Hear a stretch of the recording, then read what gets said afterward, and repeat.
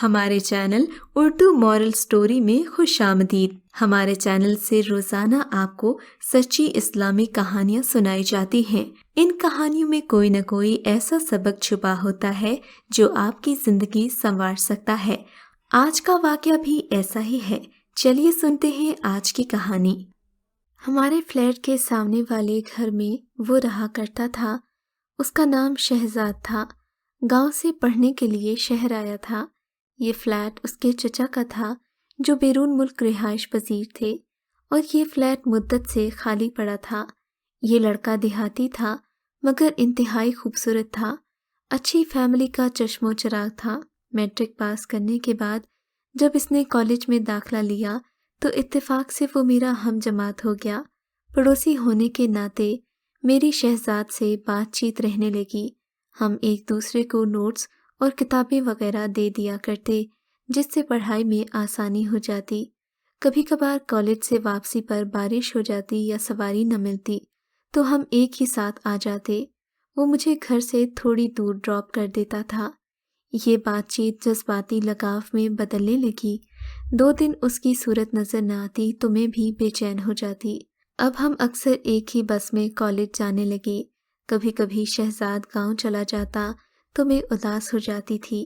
میرا کالج میں بھی دل نہ لگتا اور میں اس کے جلد لوٹ آنے کی دعائیں کرتی۔ رفتہ رفتہ مجھے شہزاد سے اتنی انسیت ہو گئی کہ میں سوچتی جب تعلیم مکمل کرنے کے بعد وہ ہمیشہ کے لیے ہمارے اس شہر سے چلا جائے گا تو تب میرا کیا ہوگا؟ اس کے بغیر زندگی کیسے گزار پاؤں گی؟ FSC کا نتیجہ نکلا تو ہم دونوں ہی اچھے نمبروں سے پاس ہو گئے۔ اب اگلا مرحلہ کیریئر کے انتخاب کا تھا۔ میڈیکل کالج میں تو داخلہ نہ ملا، سو میں نے BSc کرنے کی ٹھان لی۔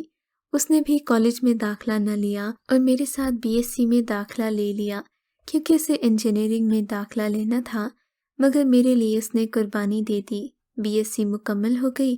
اب اسے ہمیشہ کے لیے گاؤں جانا تھا، جبکہ 2 سال سے ہم دونوں شادی کے خواب دیکھ رہے تھے۔ جاتے وقت شہزاد نے وعدہ کیا کہ وہ اپنے والدین کو ہمارے گھر رشتے کے لیے بھیجے گا۔ وہ تو چلا گیا، میں اس کے انتظار میں ایک ایک پل گننے لگی۔ شہزاد نے وعدہ وفا کیا، 2 ماہ بعد اپنے والدین کو لے کر آ گیا۔ شہزاد کے والدین نے مجھے پسند کیا۔ میرے والدین نے کہا کہ ہم گاؤں میں آپ کا رہن سہن اور گھر گھرستی دیکھ کر ہاں کریں گے۔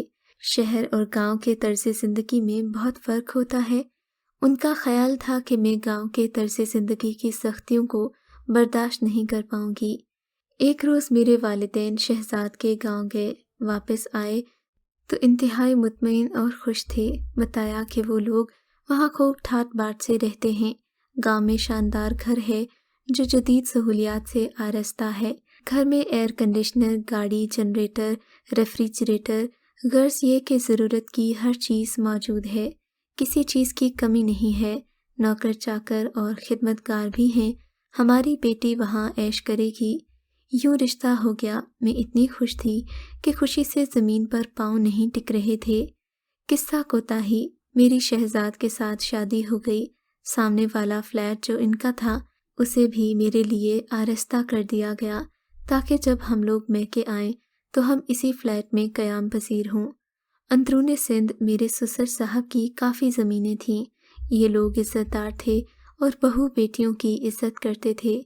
مجھے سسرال میں بہت زیادہ اہمیت اور احترام ملا کیونکہ میں پڑھی لکھی تھی اور ان کے اکلوتے بیٹے کی پسند تھی۔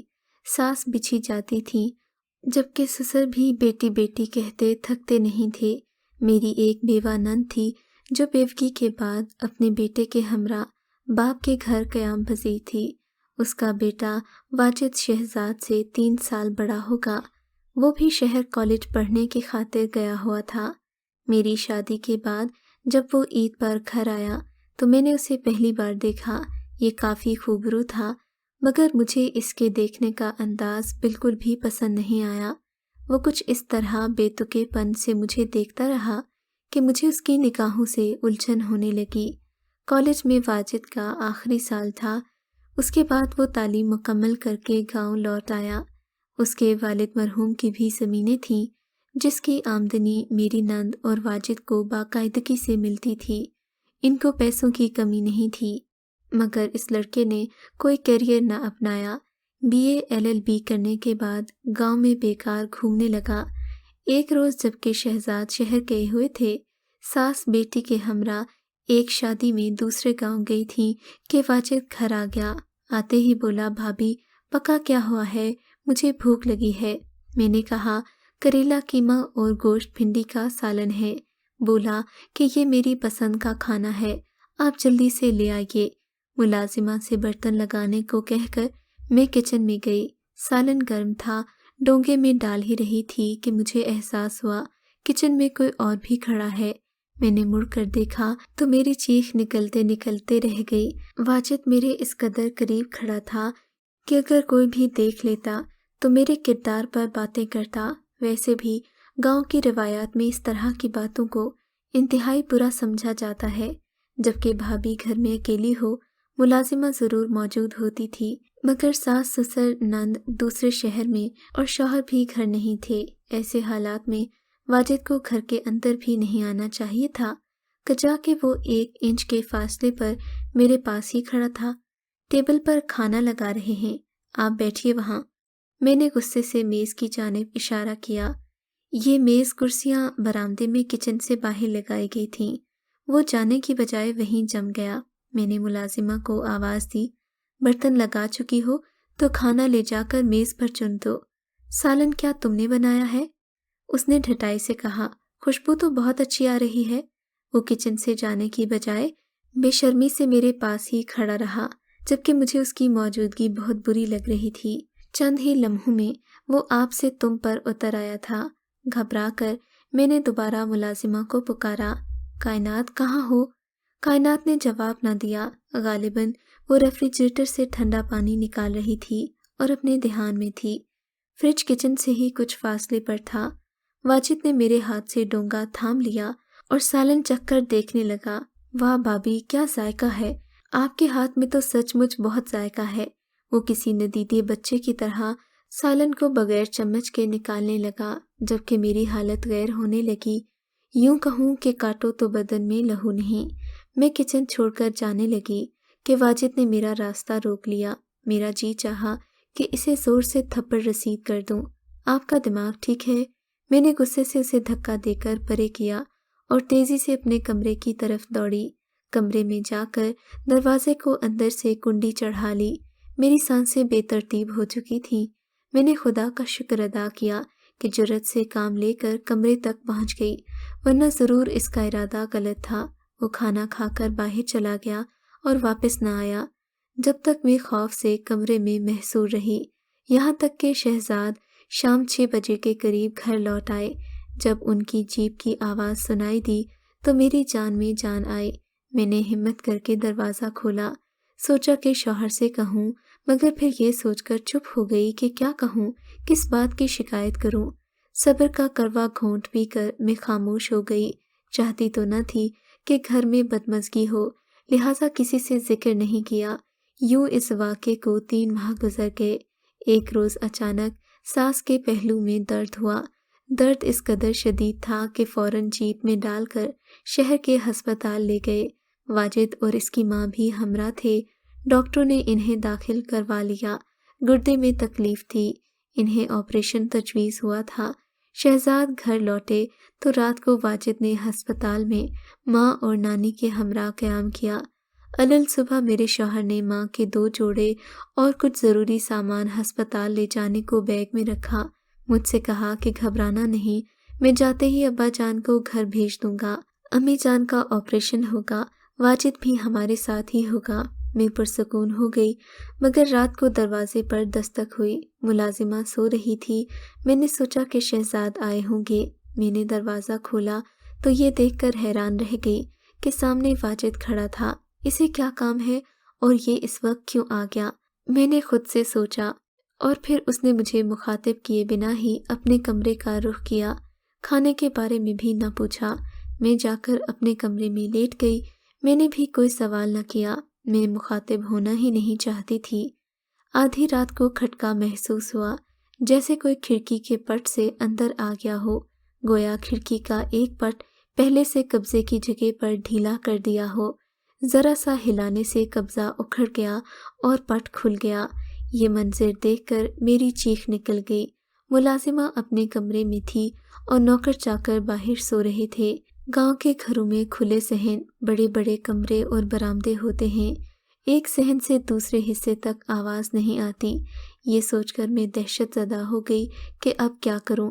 کمرے کے پیچھے گیلری تھی۔ میں نے پچھلا دروازہ کھولا اور گیلری میں چلی گئی، جہاں ایک بڑی سی میز پڑی ہوئی تھی۔ اس میز پر کرسی رکھ کر میں وہاں سے حویلی کے پچھلے حصے میں کود گئی۔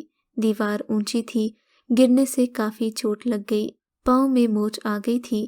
میں اٹھ کر کھڑی نہیں ہو پا رہی تھی۔ میری کراہ پر نوکروں کی آواز کھل گئی۔ 3 ملازم اس طرف چارپائیاں ڈالے سو رہے تھے اور یہ گھر کا عقبی حصہ تھا، لہٰذا حفاظتی نقطۂ نظر سے ملازم اس طرح چارپائیاں لگا کر سویا کرتے تھے۔ یہ دوڑ کر میری طرف آ گئے۔ ایک نے سہارا دیا، وہ مجھے گھر میں لے آئے، تاہم سبھی حیران پریشان تھے۔ ان کی سمجھ میں نہیں آ رہا تھا کہ میں گیلری میں کیسے اور کیوں کر کودی۔ واجد نے جب جانا کہ میں گیلری سے نوکروں والے حصے میں کود گئی ہوں تو دبے قدموں واپس اپنے کمرے میں چلا گیا اور صبح سویرے گھر سے غائب ہو گیا۔ اسے کس نے آتے جاتے نہ دیکھا۔ صبح وہ ہسپتال میں موجود تھا۔ شہزاد اسے خواتین کے پاس چھوڑ کر گھر پہنچے تو مجھے اس حال میں پایا۔ حیران ہو کر پوچھا کہ یہ تمہیں کیا ہوا ہے؟ میں نے بتایا کہ رات کسی نے کھڑکی کا پٹ ہلایا، جس کی وجہ سے میں ڈر گئی کہ کوئی چور یا ڈاکو آ گیا ہے۔ تبھی میں نے خوف سے گیلری میں پناہ لی، پھر وہاں سے جان بچانے کے لیے گیلری سے کود گئی۔ اتنی اونچی دیوار سے کودنا خطرے سے خالی نہیں تھا، کیونکہ چور ہماری حویلی میں آنے کی جرات نہیں کر سکتا۔ تمہیں کوئی وہم ہوا ہوگا، کیا تم نے کسی کو کھڑکی سے اندر آتے دیکھا تھا؟ میں نے کہا نہیں، بس کھٹکا سا سنا تھا۔ بے وقوف، شہزاد نے کہا، اگر تمہاری جان چلی جاتی، کوئی ہڈی وغیرہ ٹوٹ جاتی تو؟ یہ شکر ہے کہ وہاں دیوار کے پاس بھوسے کا ڈھیر تھا، ورنہ ضرور ٹانگ ٹوٹ گئی ہوتی۔ آئندہ ایسا مت کرنا۔ دروازے پر تالا لگا رہے گا، پچھلی جانب نوکر وغیرہ رہتے ہیں، تم بے خوف ہو کر سویا کرو۔ میں اپنے شوہر کو کیا بتاتی کہ کیا واقعہ ہوا ہے؟ میں نے لب سی لیے، خود پر آنچ آنے کا ڈر تھا۔ عافیت اسی میں جانی کہ چپ رہوں۔ بہرحال چند دن کے بعد میں نے شہر میں منتقل ہونے کی رٹ لگا دی۔ میں ناخوش رہنے لگی۔ تبھی شہزاد نے میری خاطر، میری خوشی کی خاطر مستقل شہر میں رہائش اختیار کر لی۔ شروع میں ہم فلیٹ میں رہے، جس میں زمانہ طالب علمی کے دور میں رہا کرتے تھے۔ بعد میں انہوں نے چھوٹا سا بنگلہ بنوا لیا۔ اب ہم کبھی کبھار گاؤں جاتے، چند دن رہتے اور لوٹ آتے۔ واجد کو بھی سبق مل گیا تھا کہ بری نیت کا انجام غلط ہوتا ہے۔ میں نے اس کا پردہ رکھ لیا تو دوبارہ اس نے بھی میرا تعاقب کرنے کی کوشش نہیں کی۔ اس کی شادی ہو گئی تو وہ علیحدہ گھر میں منتقل ہو گیا۔ اب وہ سامنے آتا تو مخاطب نہ ہوتا، میں سلام بھی نہ کرتی، بس نہ چلتا تھا کہ اس کھوٹے انسان سے پردہ کر لوں۔ شہر میں رہتے ہوئے میں 3 بچوں کی ماں بنی۔ بچوں کو شہر کے اسکولوں اور کالجوں میں پڑھایا۔ وہ پڑھ لکھ کر اپنی منزلوں تک پہنچے اور پھر شادیاں کر کے اپنے اپنے گھروں میں آباد ہو گئے۔ سب مجھے الزام دیتے تھے کہ شہری لڑکی تھی، شوہر کو بھی ساتھ لے گئی اور گاؤں میں رہ نہ سکی۔ دونوں بیٹے بیرون ملک چلے گئے تھے، بیٹی بھی بیاہ دی، وہ سعودی عربیہ میں اپنے خاوند اور بچوں کے ہمراہ رہتی ہے۔ میں شہزاد کے ساتھ گاؤں آ گئی ہوں۔ ساس سسر وفات پا چکے ہیں، زمینوں کو اب میرے سرتاج سنبھالتے ہیں، کیونکہ گاؤں کے گھر کو ایک سربراہ کی ضرورت تھی۔ یہاں سکون سے زندگی بسر ہو رہی ہے، لیکن جب بھی نند یا ان کے بیٹے بہو سامنے آتے ہیں، بدل نخواستہ ان کی خاطر مدارت کرتی ہوں۔ واجد کا سامنا کرنے کو جی نہیں چاہتا، مگر معاشرتی مجبوریوں کی وجہ سے ان رشتوں کو نبھا رہی ہوں۔ خدا ہر عورت کی عزت کی حفاظت کرنے والا ہو، بشرط یہ کہ ہمیں اللہ کی ذات پر مکمل یقین ہو۔ مگر میں ایک بات یہاں ضرور کہنا چاہوں گی، اگر آپ کے گھر میں دیور یا جیٹھ رہتے ہیں تو ان سے بھی اپنے پردے کا انتظام کریں، کیونکہ ہمارے اسلام نے دیور اور جیٹھ وغیرہ سے پردے کا حکم دیا ہے۔ یہ گھریلو رسم و رواج ہمارے معاشرے کا حصہ ہیں، مگر اسلام میں ان کی کوئی جگہ نہیں، اور ہمارے لیے اسلام ہماری ہر روایت سے بڑھ کر ہونا چاہیے۔ اگر آپ کو آج کا یہ واقعہ پسند آیا ہے تو اس ویڈیو کو لائک ضرور کیجیے، اور اس طرح کے مزید قصے سننے کے لیے ہمارے چینل اردو مورل سٹوری کو سبسکرائب ضرور کیجیے۔